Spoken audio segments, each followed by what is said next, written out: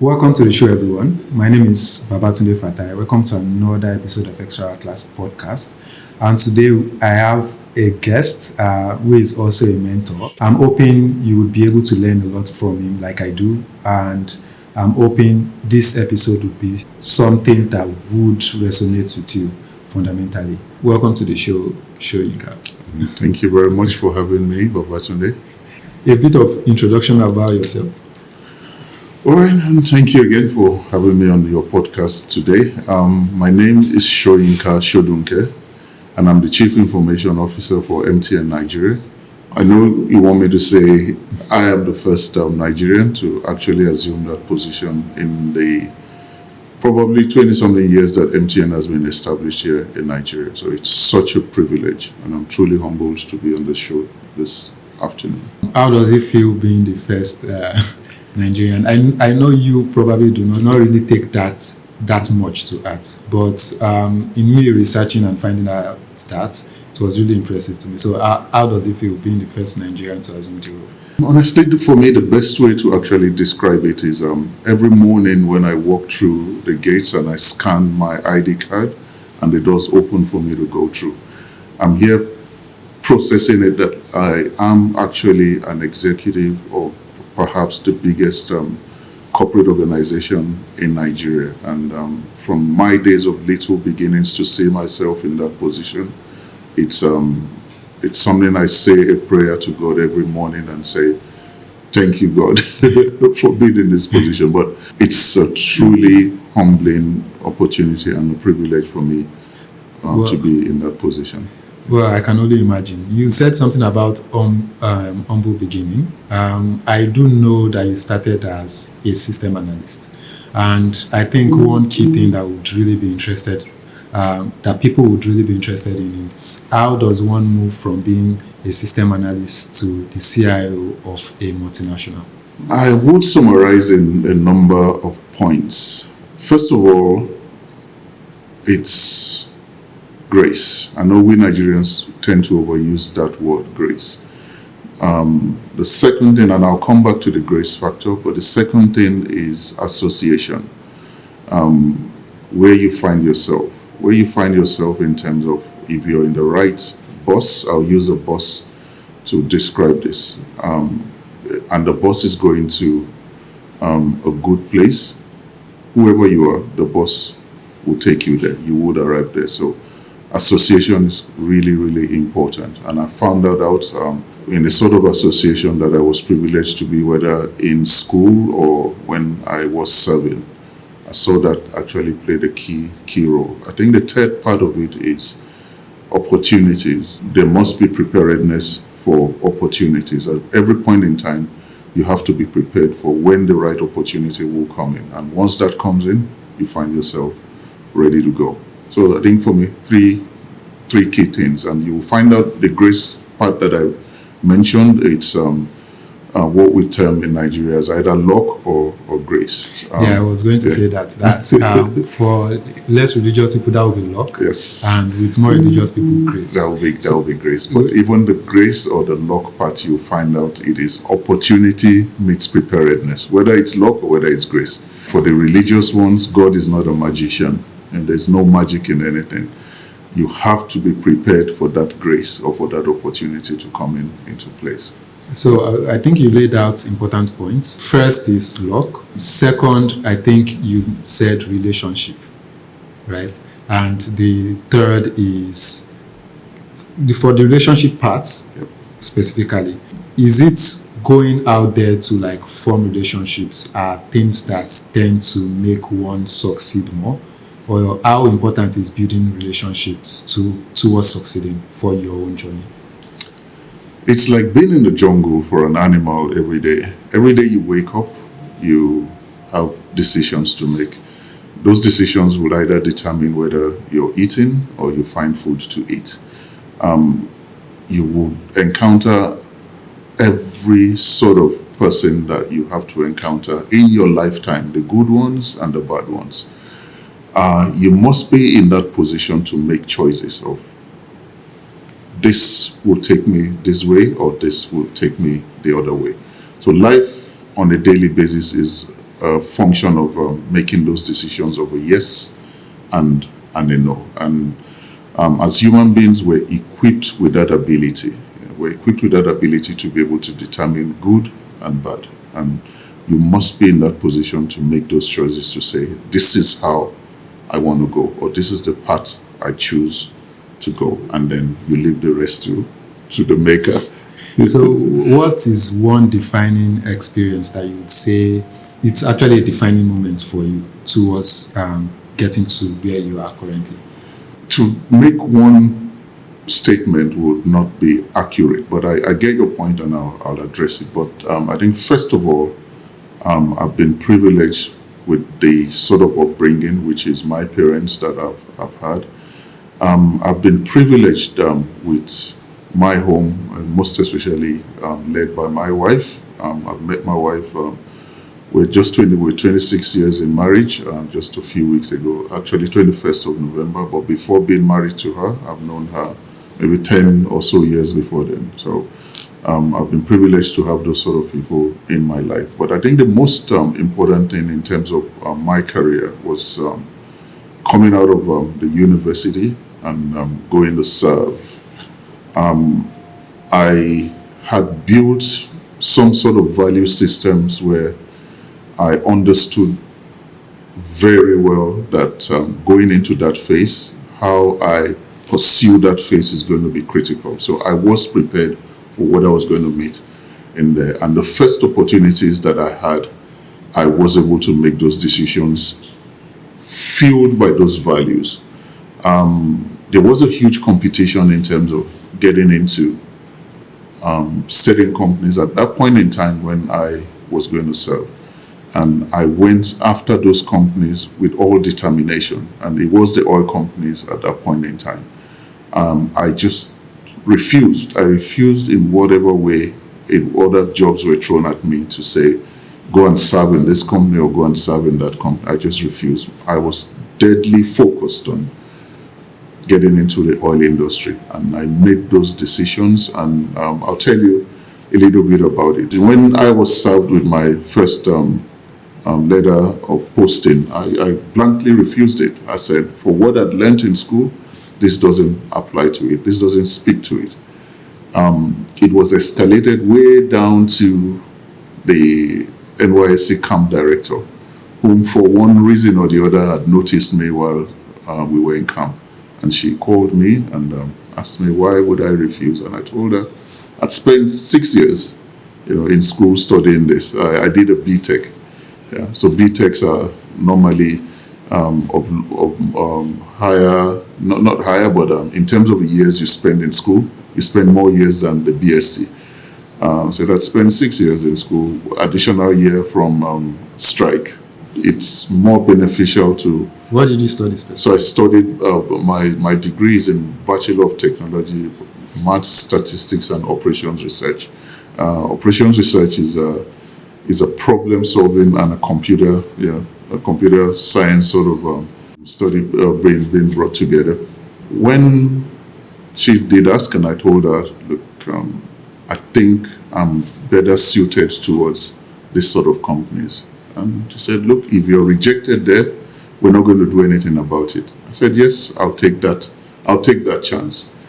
And they wrote me a fresh new posting, and I was posted to an unheard of company then, Texaco Overseas. I think every other person wanted Shell, but I said I wanted that Texaco Overseas. Probably the names just sounded, a bit westernized. It was Texaco Overseas, then there was an unlimited part to it. It was just, I said I wanted that. And there was that evening, leaving camp, heading towards Warri from the camp in Iseluku.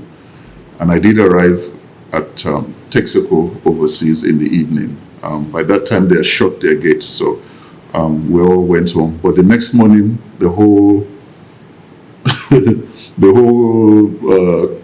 coppers, everybody that had that posting arrived there. So we must have been over maybe about 200 or so at the gates. They wouldn't let us in. And another lesson for me, I was telling my son just recently, is while we were all at the gate there, the person that was at the gate making those decisions, I didn't think he was competent enough to be able to make those decisions of whether I would serve there or not. So he was the one rejecting everybody in there. When it got to my turn, he looked at my letter. He said no, that they wouldn't need this field. So again, that boldness from wherever it came, and I told him, take my letter, go to your computer science or your computer center and go and ask whoever is responsible or who is in charge there whether I will be needed or not. Maybe about 15 or 30 minutes after, he comes back and makes an announcement. Who is that person with operations research? Please come in. And there I was in the midst of everybody, being ushered in to come in. And I started working with Texaco Overseas on that same day. In my copper attire, they signed off everything they needed to sign off because there was a need for me. But just look at the transition from being posted to go and teach in the school and then being rejected when I got into, but just because of that ability to be able to speak, I was so conscious and I was so certain of my abilities and my capabilities. And there I was, and I started work that day. But that was the first time. That was just getting through the first phase. And I knew that was the first phase. There were going to be about maybe 15, 20 of us that were serving in there. And I just did not want to serve there. I wanted to work. I wanted to work there. And the service year started, and to me, that year of service was perhaps, in terms of the sort of what I had to learn, was even more than the 5 or 6 years I'd spent in the university. I gave it everything. I poured out my heart and I poured out my soul and my time. I poured it into that 1 year because I saw it as a shot in life. And by the end of my service year, I had deployed an application that had replaced the processes that they were doing there. The name of the application that I wrote was Invoice Tracking System. Now, that invoice tracking system was the first sort of application that they had that was going to look at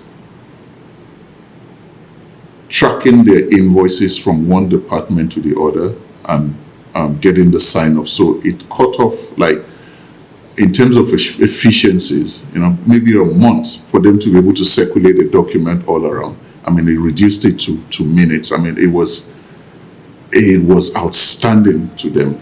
So by the time service year was completing, I already knew that I had them, where I wanted them. And by the end of that service year, I was on a plane. I was on a flight from Nigeria to the US, to further. So was it sponsored by them? It was sponsored, yeah. It was sponsored by them, yeah. Interesting. Yeah. So I see that, and it's something that I've noticed a lot. The ability for one to stand up for themselves is very essential, right? You might even be wrong, but if your voice is loudest, especially at the right time, you might be able to scale through. So it sounds like an interesting experience. I want to jump into how experience abroad, basically cross-cultural experience, how do you think it influenced your growth or success in any way? So I think you summed it up really nicely. You're being able to stand for yourself, but behind your ability to be able to stand for yourself must be that you must be equipped to be able to do that. Yeah. So your knowledge of the field you're trying to stand for yourself on, you must really be sure of it, because it's going to be tested one way or the other. And I was so certain, that I was putting my mouth where my money, or putting my money where my mouth was, I was actually doing that because I was so sure I knew what I was. So the capacity to deliver is also as important as being loud. Yes. That's important. And the capacity to execute is as important as that. And then I had a second phase of it, which was here I was already employed. Now let's see what you can do. Yeah, and I turned around perhaps what nobody had been able to turn around. Yeah, I turned it around in 1 year that I was there, and I think that spoke volumes about my being able to claim what I was claiming at the beginning. Yeah. But the key influence to that was I surrounded myself with people that were perhaps maybe 10 times more knowledgeable than I was. Yeah, I found the first set of friends that I made in there. They were coming from, they were coming from a place where their ability to perform the sort of task that I wanted to get into, I mean, it was like too natural to them. So I just stopped myself to them. I imitated them. The hours that other core members spent in socializing, we didn't socialize at all. We just focused on work, exchanging ideas, and honestly, by the end of that year, and I'm still friends with a number of these people up till today. But it was a very important lesson for me, where your association, the people that you surround yourself with, are actually what will determine where you actually get to. I think that's quite an interesting point. So there is like the stage where you wanted to get in, but getting in also requires you to deliver. And for you, the delivery process included creating a knowledgeable community, so to speak, right? Where you could gain certain knowledge and experience. Spot on. Yeah. I see. That's quite interesting.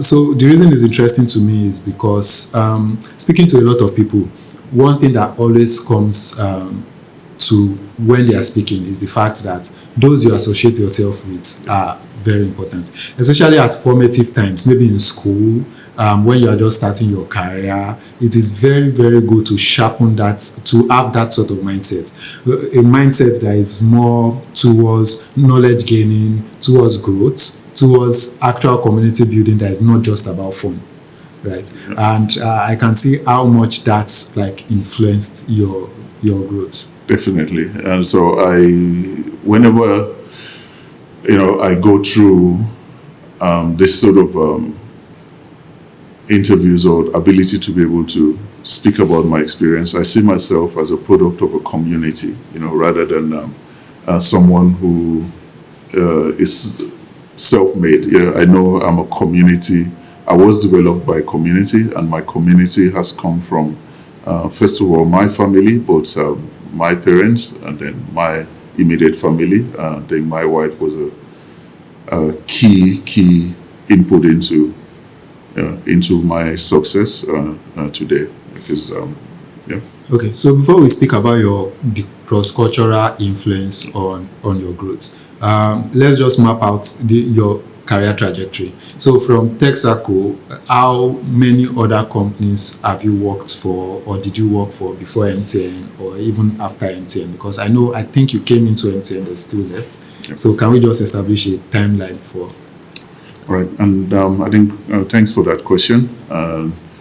At Texaco, by the time I came back from the States and was thrown very much into the depth of the job, I was actually moved into a grade which was far beyond an entry position. So an entry position actually starts from then what we call a level 10 position.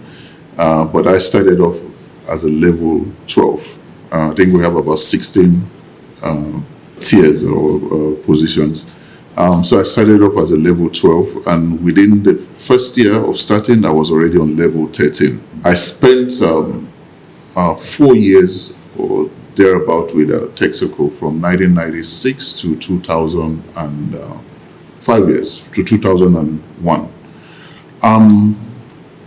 In that position, I was a member of what we call the Flexsite team. That team was responsible for implementation of the ERP system across Latin America and West Africa. Myself and another colleague of mine, we were the only two Nigerians on that team. The rest of the team were from every other part of the world. So we were the only two members of that team. By my fifth year, an opportunity came up where the company was looking to sort of cut down on cost, like most oil companies do. And the reason they try to do that is within the oil industry, it is very difficult to reduce your staff strength. They have a lot of unionism in there. So the only way they can do that is to create incentives. So they bring up incentives of, look, if you want to leave, we can pay you this amount depending on the number of years that you have spent. But a very interesting thing happened at that point in time. By the time they brought out that offer, it was perhaps the most skilled staff that actually took that offer. Here I was, only after spending about 5 years, I saw an opportunity, and I nominated myself to take that offer because at that time I was already discussing with the company. You must remember those years were the .com years, so a lot of opportunities opened up in the US. So I already was going through my final stage of offer of a career from a company in the US, which was called STS Worldwide. They were based in Alpharetta, Georgia. So I had even already gotten an offer from them. So here I was with an offer, and then here I was with an opportunity to cash out from my existing employer. So I took that offer, and I elected to leave leave Texaco Overseas then. So I left, and while I was waiting for my papers to be done, which was the H-1B, the visa that was required to move to the States, the .com crash came up. So it was going to be difficult to start moving to the States then. But then the telecoms licenses came through, and they were going after everybody that had some sort of competency at that point in time. And that was how I was approached by a company then, Philip Consulting. So it was going through some headhunting. So they came after quite a few of us. And then Microsoft came as well. Microsoft Nigeria was about establishing in Nigeria then. So they came as well. And I had several interviews lined up. And I took the MTN Nigeria offer. I remember very well, I resumed with MTN 4th of September 2001. I resumed there as a billing, what billing role was it? I think it was a billing administrator, so billing stroke provisioning administrator. That was a level 2 job. So with your hands dirty and really getting into the operations. I didn't mind. I think I saw it as an opportunity to actually learn the ropes, because the most important thing when you're getting into an industry is your ability to be able to understand the nitty-gritty of the operations. So a number of us at that point in time, probably about after 3-4 years, had really become like pillars. Yeah, we had been able to learn from the first expatriates that MTN had brought in from every other place in the world to come and start the operation in Nigeria. And like every company of such, they had gotten to a point where they needed to reduce the amount of expatriates that they had, because at one point in time, they must have had about 300 expatriates, and that means cost. You're incurring cost on their families, you're incurring cost on accommodation, on flight tickets from Nigeria. So there was a need to start looking at reducing the export rates and handing over to the locals as as required. Again, opportunity meets preparedness. So we were the first sort of Nigerians at that point in time to be handed over managerial roles. Yeah, and we went through that due process of actually selecting who or which people were ready for that sort of a role.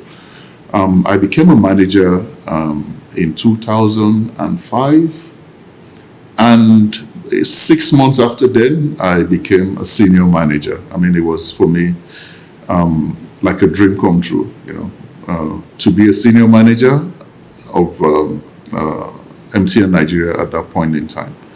Just a few months again after then, an opportunity opened up in another country, which was in Zambia. For no reason or for no sort of influence that I put in there, somebody just mentioned my name somewhere else to say, if you're looking for who to do this role for you, then we know somebody in Nigeria. And that's how I got a call one afternoon, to say, we have this role and we would like you to come in and come and look at it. I flew out of Nigeria sometime in February 2007 just to go and have a view of that country and assess the role. But I was going to be offered the head of IT, which was the chief information officer for MTN Zambia. Yeah. So I flew into Zambia. I loved the country, and I started off in Zambia. It was a startup. They had just acquired a license from the government company that was running that company at that point in time. And I went into Zambia with 300. They had 300,000 subscribers. I was coming from an operation that had perhaps maybe 10 million subscribers at that point in time. So it was sort of like a demotion, but it was my first opportunity at being an executive, and another opportunity at starting from the bottom all over again in terms of the size of that company. But I saw it as a huge opportunity, and I took the position. And a few months after then, the family joined me in Zambia. So how long do you think it took you from entering MTN to the senior manager, then executive? I would calculate 6 years from what you've said, but probably... Yes, about 6-7 years, yeah. About 6 years, yeah. Okay, so there are two comments I have for that. The first comment is, that's quite impressive in terms of moving through those positions in 7 years. The second thing also is, it's 7 years, and today's generation of youths, they can't really think of investing 7 years into anything. That's... especially when it comes to career. I think entrepreneurship is being pushed down everyone's throat as the way towards success. Other people do know that, if you are in a company as an executive of the likes of MTN, you are very rich or good. But the point for them is it's such a slim opportunity process. So you have probably, let's say, 20 executives at most, and you have, let's say, 20,000 staff.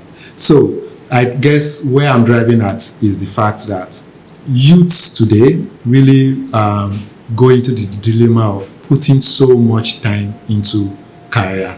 Like, many people cannot, when I say many people, even myself, I cannot imagine people saying things like 10 years somewhere. For example, your first role, 4 years, 5 years, I think, right? That was a lot, right? Then your next, that's in MTN before 7 years. So how does one go into something knowing that this would take a substantial time in my life? Like, what sort of feeling drives that? And honestly, there's no right or wrong. Yeah. I think for different generations, there's perhaps a different sort of opportunities that exist. If I look at the generation before myself as well, maybe my parents' generation, I think they had a lot of that ability to be able to stick on to something, stay with it.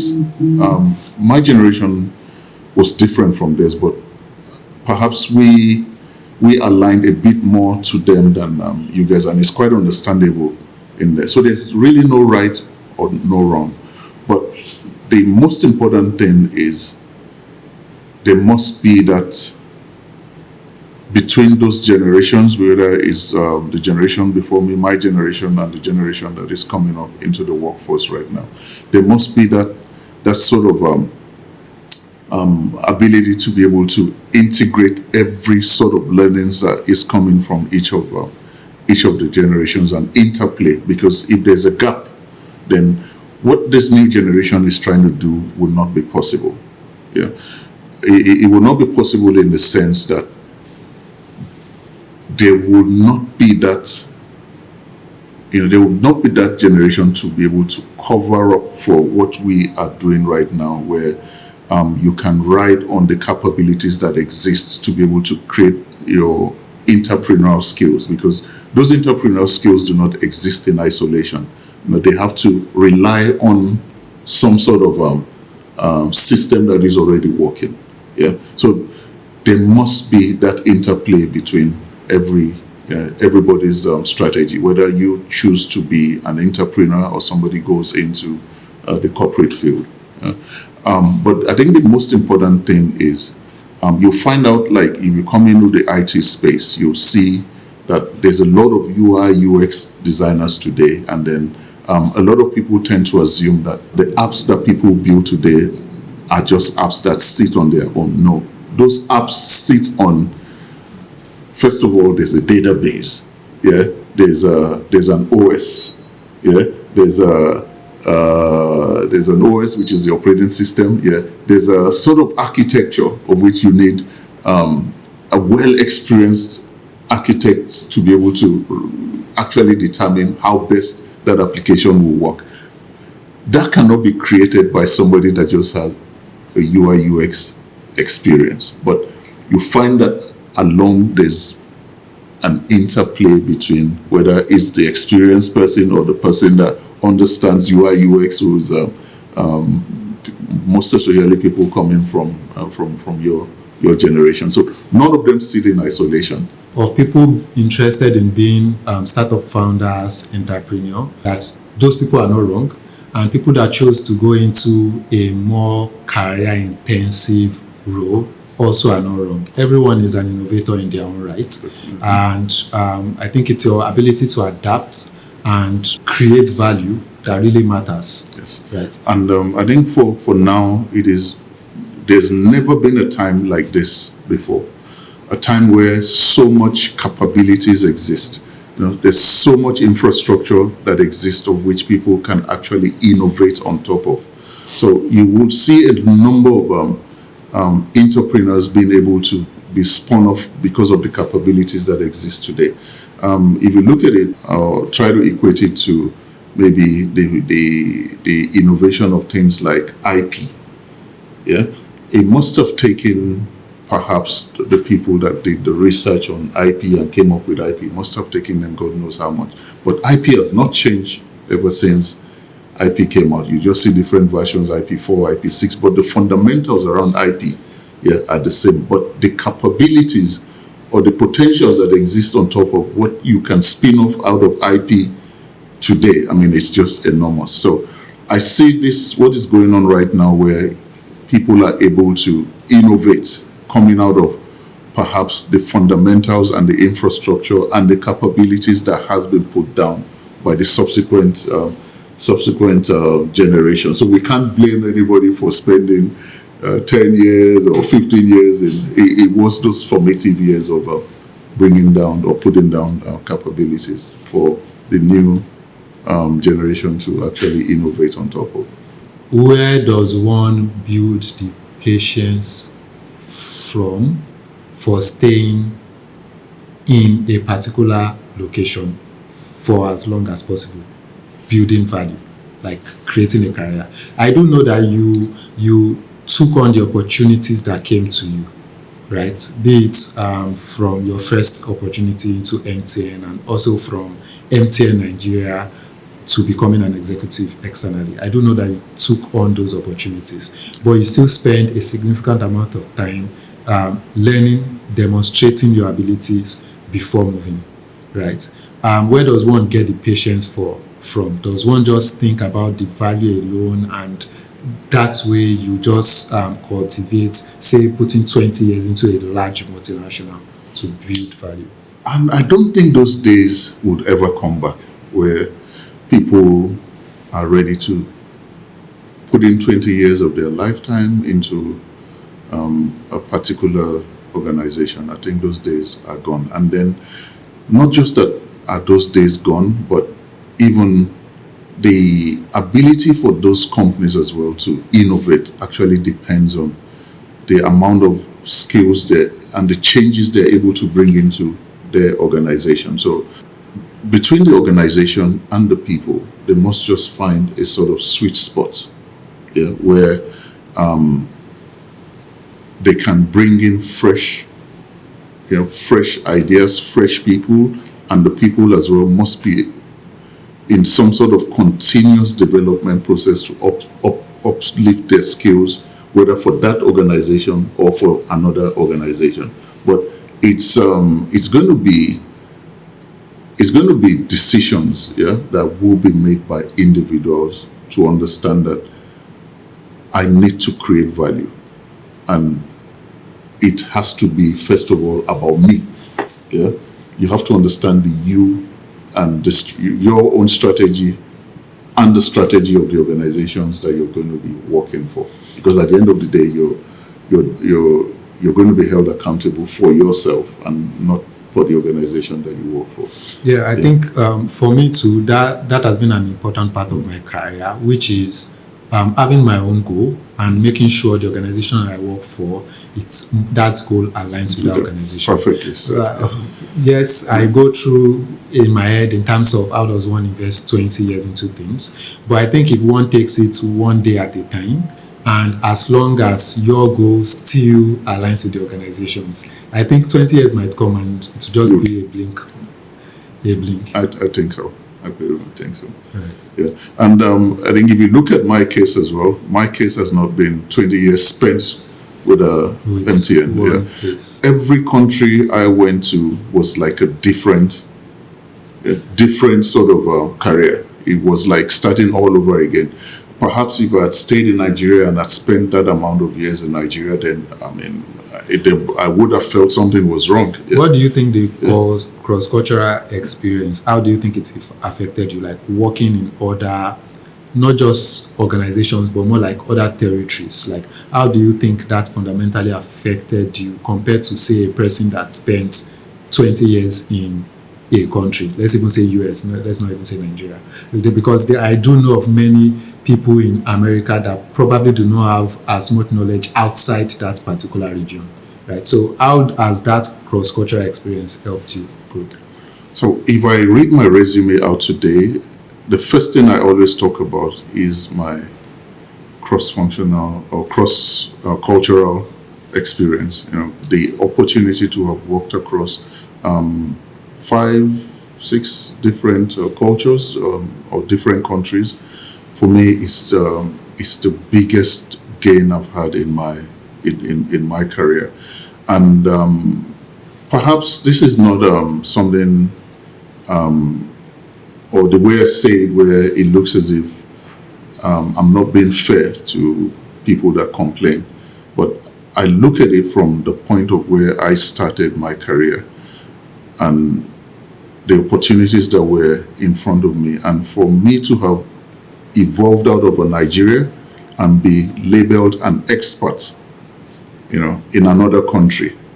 It was, honestly, it was truly humbling. And from that perspective, I think the possibilities are endless. If I could evolve out of a system of Nigeria, educated in Nigeria, and my skills are being sought after in another country, then I don't see excuses for anybody. Right. Okay. Yeah. So about excuses for anybody, let me make excuse for some. And that's the fact that during your time, it was easier, right? I remember times It's where easier. It's easier during your time. during my time. Yeah. Please shine more light Because on it. there is the work from home today, where the opportunities available globally, can be done from the comfort of your home today. So today there are lots of people that are working for companies, outside the shores of Nigeria, and they're comfortably working from home. During my own time, you had to go through the process of securing a work permit or a work visa, or being rejected for that work visa. So it was tougher, and then you had to go through the immigration protocols of them really assessing your capabilities, whether you were capable of carrying out that function versus somebody from their country. Okay, so I'm aligned with you 50%. Out of the way, because if we look at working as a whole, yes, I think it's been easier for us because of the work from home, as you said. And with stronger internet connections, you are able to get more done from anywhere in the world and deliver it to somewhere else in the world. Okay, so with that point, I agree. But I believe there is the physically being at a location experience, which I think is a core. Although when we collaborate with a lot of people across board, like speak to people in India, and I consider that a cross-cultural experience, but I don't consider it as strong a cross-cultural experience as actually going there and working from there, learning a new language maybe, and like eating their meal and getting to know how they work. Now, that it is in that light that I said it's easier, and here's my thoughts. So my perspective from it is there's so many people that want to live now, at least with so many people trying to escape hardship, or some just seeking more opportunities out there. I think they find it harder to actually get things done in terms of actually going out there compared to your time. But I might still be wrong. I might also be wrong in the fact that during your time there were so many people that are sponsored even by the state to go and get their doctorate, get their masters, and come back. That is rarer and rarer now. If you are going to go there, you need to hustle yourself, right? So that is from the angle that I'm speaking about. Yeah. And look, if you look at the opportunities that are available, most especially now,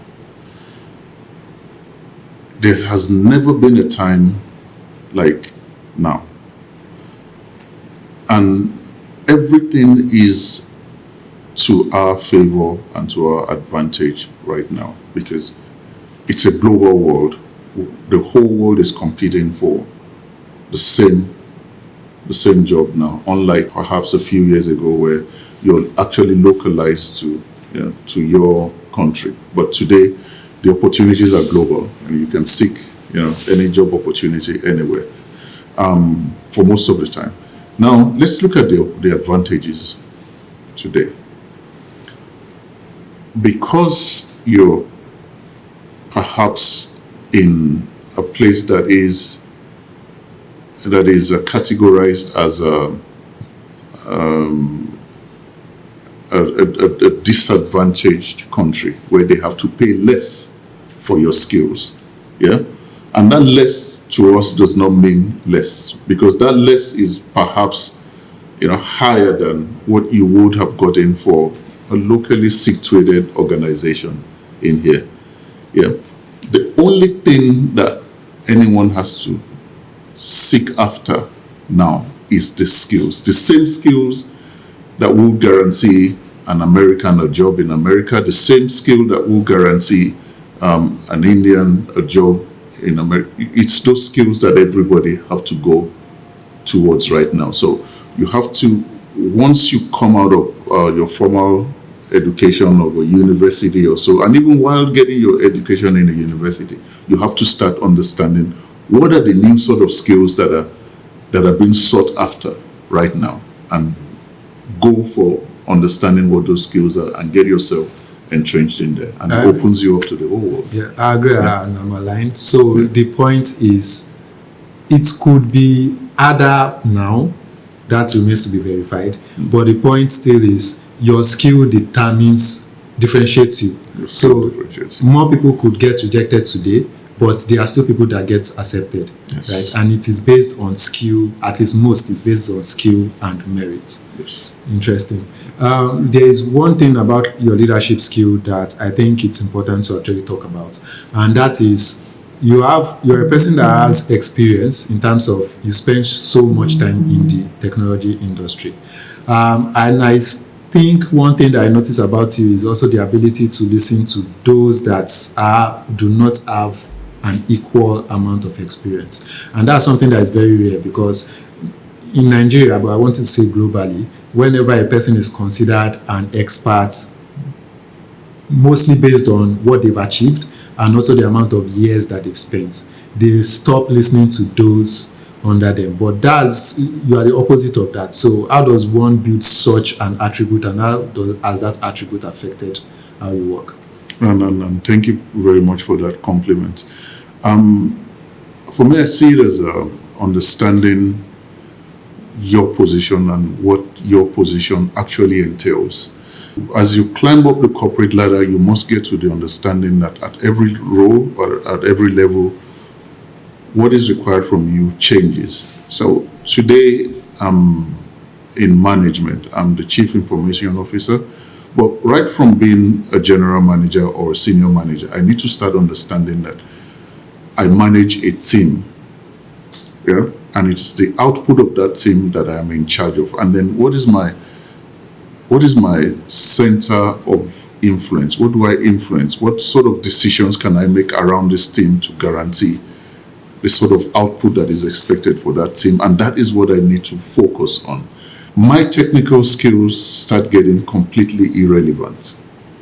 And the technical skills or the skills that the team or the individuals coming into that team are the most important. And it's my ability to be able to coordinate those skills together and bring an output that the company is expecting. That is what is expected out of me. And anything short of that would actually result into the team failing.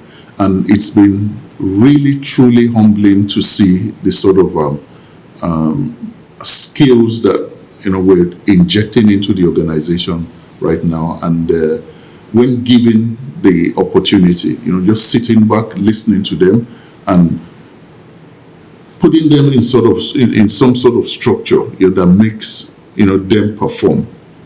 Honestly, the ability to be able to see that it's truly humbling. So are you saying the ability to see that comes from the ability to listen to them? You must listen, especially this generation where they're digital natives. They're not digital immigrants. They were born right into this sort of a revolution that is going on right now. They were born right into it.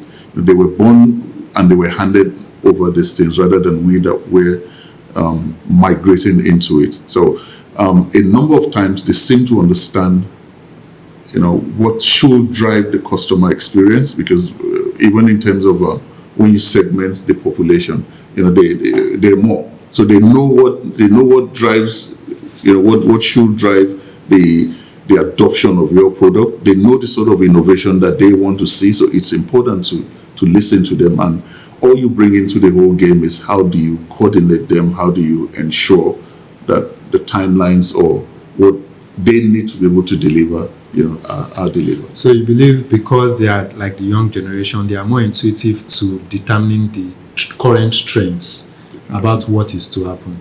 So it's very important, even as an experienced person, to listen to them. So in order to maximize the sort of value that you can get. Well said. Yeah, well said. Quite interesting.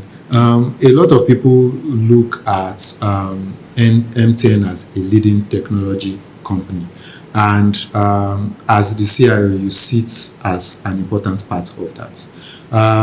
What important technology trend have you been observing so far? And you think maybe small companies in Nigeria, maybe not as large as MTN, could leverage on, individuals too could leverage. What do you think the future of technology is? What trends are you currently tracking and are implementing across board?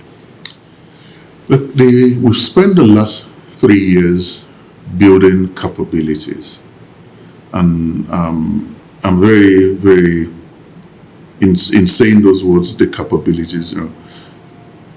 I'm very intentional about saying those words. Now, the capabilities that we're putting on the ground right now is the capabilities that we had envisioned are necessary, for the sort of trends that we're beginning to see. Now, the trends that are driving or will be driving the next couple of years, and everybody's been saying it, everybody knows, it's AI.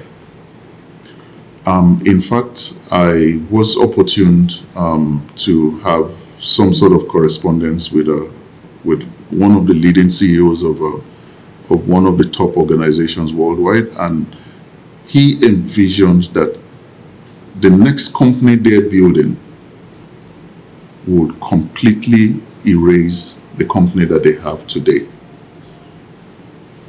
So the sort of innovations that they will bring into the whole space today would wipe out whatever you see today as their current company. So they're very deliberate about that, and that's all driven by AI. And any company that does not adopt AI, will cease to exist. Those days are very close. So for us, AI is that technology and that trend that you will see we will be adopting starting from probably next year. But I think there's already a level of adoption already. Yes, there is, and I'll talk to you about it. So first of all, we put up the capabilities. Now, if you look at an MTN Nigeria, where perhaps in terms of data, in terms of the amount and the size of data that we carry, we're the biggest, not just in Nigeria, but perhaps in Africa. Today, just online alone, we carry about 11 petabytes of data. I mean, that's huge, compared to any other company operating in that space or whatever space they operate in. AI did not start today. It's been thrown around today, as a buzzword, but AI did not start today. In fact, AI started off from like 1967. The first papers on AI were written around 1967. The reason why you've seen AI come to the sort of explosive nature where it is today is two things. It is fueled by data, and the engine, the compute engine that you need to drive that amount of data is available today. So the data that we have today is like 2 trillion times. The data on the internet today is like 2 trillion times more than the data of the internet of 1995, when it was internet 1.0 or so. And the compute power that is available today, the compute power is, looking at what is available on your smartphones alone. Your smartphones are exponentially in terms of the compute speed, more than what took man to the moon in 1969. So you have more compute power on your smartphones, just on your smartphone. So it's a nexus of forces that have come together today. Those forces have come together, and the ability to be able to process data, whether in a cognitive manner, today it exists, and that's why you've seen AI. So AI is a trend that you are following, that you think would have like maximum impact in the next coming years. Because as an organization, we're well resourced for that, whether it's in terms of the data or the sort of compute that we carry. Right. So there are certain downsides around AI that people tend to project more, and also I fear have some fears around that. There's the first one of it's going to take like everyone's job, not everyone, but most jobs. I would like your feedback around that. It's going to take most jobs. And the second one, which is Slightly more sinister is the fact that it's going to end the world. So for both. Yes. So you're not too far from the truth in the first assumption.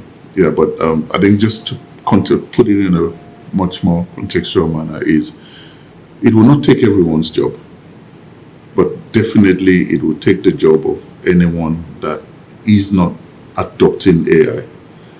So you have to adopt AI to ensure that AI does not take your job. And look, it's very basic. During the digital era, yeah, which is just a few years ago, yeah, or some organizations are even still playing within that era. Right now, we saw the likes of Uber, yeah, we saw Airbnb. I mean, Uber took away jobs, but it also created jobs as well. Yeah, so perhaps it even created more jobs. You find more people driving cars today for hail a ride.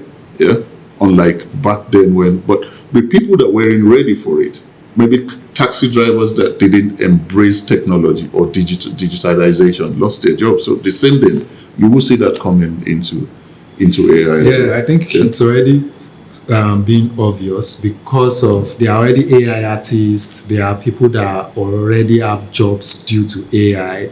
For example, XAI, OpenAI, they are now employers of more people. So yes, it would take certain jobs, especially those that seem redundant, that do not expect, that do not have a certain level of creativity or skill, which is also important to it. It might take those jobs, but it would also create jobs in parallel. It's difficult holding on to any position right now, whether it's timed or not. It's difficult in the sense that you have a set of KPIs that you have to deliver, which means the timing, your job is actually timed without it being timed. Yeah, because at every point in time, there are people that can do that job better than you can do it. And you have to, at every point in time, be proving that you're worthy of that position. So you go through reviews, you go through evaluations, whether you're still competent enough to be able to hold that job. So while not timed, it is really timed. Yeah, I think that position is very important for the average person out there to know that it's not like because you've gotten to a certain position, especially a position as high as this, that you just get there and relax. You actually have more deliverables. You have things that you have been tracked against. Yes. For an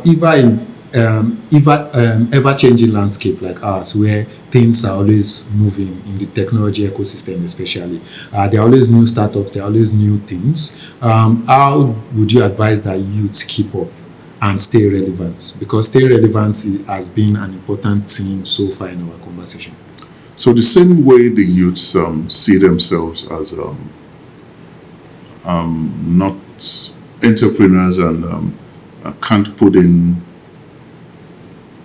number of years to any organization. It's catching up with organizations as well, where they're looking at it that we always need change. We always need More people. to inject new skills, new ideas. Yeah, and the strategies, your strategy, as an employee and your employer, they must be at some sort of synergy. So at every point in time, the organization that is looking for resources or looking for skills, it is being determined by shareholders, or it is being determined by its ability to be able to operate in any market. Yeah. So there are demands for that industry, and you must be able at any point in time to meet that demand. And what does that entail you do? You must constantly review your skills. You must constantly unlearn to learn the new things that is going on. And you've taken up that position that you want to be in charge of your own career. You want to be in charge of yourself. That means your training, is now down to you. Unlike what you saw a number of years ago, where organizations were responsible for because they were there. They were the people that will stay for 20 years or 25 years there. That thing has now been passed to you because you want to take control of yourself. So you have to constantly keep renewing yourself. Right. I wish we had all day, but we need to start rounding up now. So in the spirit of that, I would like to shift gear from like a career-focused gear to a more personal focus. So after a long day of work, how do you like to get work off your mind? Or do you also bring work home in terms of the heaviness of things? How do you manage the balance? Look, I think IT is perhaps the toughest job, and I'm not saying that because I'm in it, but honestly, it's a job. Sometimes you look at it and you ask yourself, how did I get into this? Because your work is life and your life is work. Yeah, you're dependent on it's systems. You're running systems. You're relying on those systems to be able to support the business, and anything that comes within those systems, you have to quickly get into ensuring you bring it back to some level of stability to do. I'm not sure I'm able to differentiate work and life. For me, work is life and life is work. I think the most important thing is getting the people that will understand that with you. And I think my family, I think my wife most especially, has been at the receiving end of it most of the time, but she's the most understanding of it and has understood that this is what we've signed up to do. I see. So yes, there might be some sort of balance, but the fact is there's a certain responsibility that one has where it still would follow you home. Let me be a bit more brutal about it. I'm brutal in the sense that we need to be careful in terms of what we're being sold. This whole work-life balance. I know this doesn't resonate with a lot of youths out there today, but let's carefully go through. Yeah, for countries that you've seen today that are at the forefront of whatever revolution or whatever sort of age that we are, whether it's the days of the industrial age, now the iron age, then you move into the digital age, now we're going into the AI age. And then there's even what is coming, which is the quantum computing. Everything requires time. Yeah, and it requires that time where you only have 24 hours in a day. How much time are you putting into that? So let's see probably the West today. For the West to be at a place today where the campaign is about work-life balance, I think their forefathers did a lot of the heavy lifting. Yeah, and today they're at that position where they can leverage on whatever work had been done by their forefathers today. When it's not the same today with the Asians, whether it's the Chinese or the Indians. You see them at that phase that the West was in the days of the Industrial Revolution, where a lot of time was invested into building the capabilities that would actually propel them to whether it's Nirvana or heaven or wherever it is. So they spend a lot of time doing that. In Africa, we need to be really careful about that in terms of what our understanding of work-life balance is, and not think it's something that we just adopt because it's been said work-life balance and it's been sold from the West. We need to understand, where are we? Are we at that level where we can practice what is called work-life balance, or we need to invest more time into certain things and then allow the future generations to actually now benefit from whatever we have done? But if you ask me, I don't think we're at the same level where the West is. The level of work-life balance that is being sold is different from what can actually be practiced based on where we are as a society in terms of growth, both technologically and in other ways too. Right? So we shouldn't just take the blanket work-life balance. No. But I think for work-life balance, people usually look at it from a personal perspective in terms of, how do I find balance from work after getting home, in terms of not bringing work home, but not much time to explore that. That is understandable. I think we must just... so two key questions. And I hope I don't get into trouble from the youth. Two key questions, and these are rounding up questions. So first, if you were going to explain what you do to a 5-year-old, how would you explain it? To my 25-year-old? No, to a 5-year-old. So how do you explain being a CIO to a 5-year-old? I think that 5-year-olds today are a lot more intelligent than... so it will be a very easy job to do. Perhaps I'll just give him a tablet, or a mobile phone, which a lot of them are perhaps accustomed to today, and use that to explain to him, to say that what you're doing today, a number of years ago were manually done, but today you can carry out a number of these tasks using this tool. So what we do is we enable you to be able to do a number of these things that you're perhaps interacting with today. And the last question would be, if you met yourself when you were 21-year-old, what words would you say to him? Because I'm sure it's very easy to say, now I'm the CIO, and there are many things during my experiences that propelled me there, compared to when one was still 21 and you did not know the future. There's still fears of what next would I do. Even the things that later became successful. At that point in time when you were at the front of that gate, those times you did not know it to be successful. You were just hustling. So if you met yourself then, what would you say to yourself? I think values are very important. I'm a firm believer in teach a child what you want him to do or where you want him to be, and the rest, you can be rest assured that those learnings, are engraved in his DNA, and he will take them. I never saw myself not being successful. I see.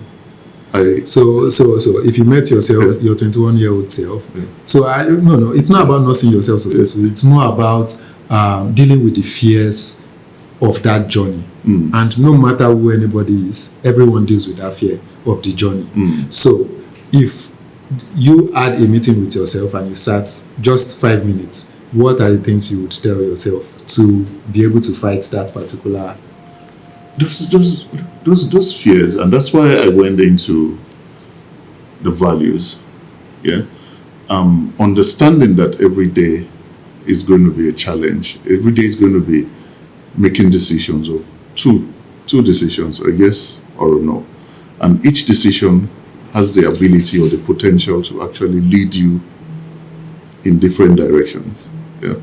I think very early enough, as early as the age where you understand the impact of decisions. I think I was fortunate to be able to understand that those things are important, and that's what I'll tell myself again in terms of what you tend to meet on a daily basis, which is decisions you have to make on a daily basis, whether it's a yes or a no. I would re-emphasize those decisions to myself. So what you are going to say is make sure during your decision making you put your values first, the internal values that you've built first. Okay. Not just the values, but some decisions require more than you, and your ability to be able to probably bounce those things off certain people, whether it's your immediate family or people that you trust, and then the decision still relies on your ability to making those decisions. But every day we wake up to yes or no. I see. Thank you very much Thank you. for having the conversation. It has been my honor to at least learn some things from you, and I hope like our listeners to have learned a lot. I'm hoping to have a sit down again. Maybe this time you are in a higher position. Thank you. Thank you very much, Babashide. Thank you so much. And it's such a privilege actually seeing you grow. I'll tell the viewers about you just a little bit as well. I saw Babatunde my first time when we went into PwC. And I think the sort of skills and determination that I saw in him then as the sort of skills I would recommend for any aspiring person in this field or any other field today. Babatunde has risen to the position of a manager today at MTN in a very short period. Less than how many years? When did you finish school?